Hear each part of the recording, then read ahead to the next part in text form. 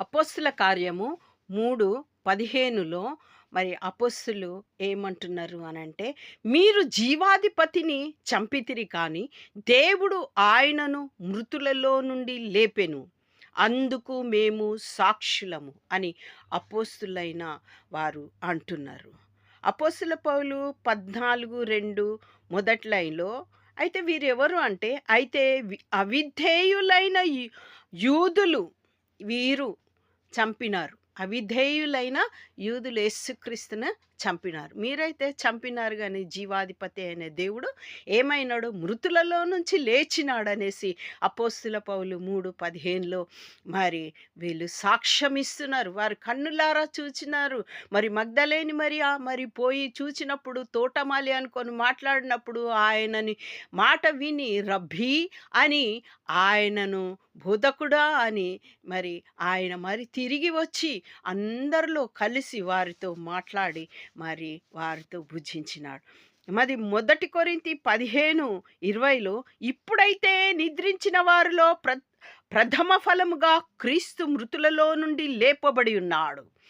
ఆయన మరణమును గెలిచి భూమిలో పాతపడిన తర్వాత తిరిగి లేచినాడు. మరణాన్ని గెలిచినాడు. ప్రథమ ఫలంగా లేచినాడు. 21వ వచనంలో మనుష్యుని ద్వారా మరణము వచ్చెను కనుక మనుష్యుని ద్వారానే మృతుల పునరుద్ధానము కలిగెను. ఎట్లయితే మొదటి ఆదాము ద్వారా మరణం వచ్చిందో మరి మనుష్య కుమారుడు ఆ వాక్యము శరీరధారి అయి వచ్చి మనుష్యుని వలె మరి బలియాగమై మరి రక్త మాంసములతో బలియాగమై మనకు పునరుద్ధానాన్ని అనుగ్రహించినాడు.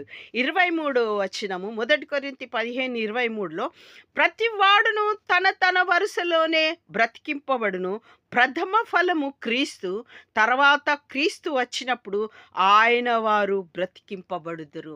ఇప్పుడు మరణించినటువంటి మన పగడాల ప్రవీణ్ గారు అదే విధంగా ఉండరు, మరలా లేస్తాడు. మనం కూడా మరణించిన తర్వాత లేస్తాము. క్రీస్తు వచ్చినప్పుడు ఆయన వారు మాత్రమే బ్రతికింపబడతారు. మిగతా వాళ్ళ సంగతి మరి ఇంతే. కాబట్టి మనము ఏ విషయంలో కూడా నిరాశ కలగకుండా మనం బ్రతికించబడతాం.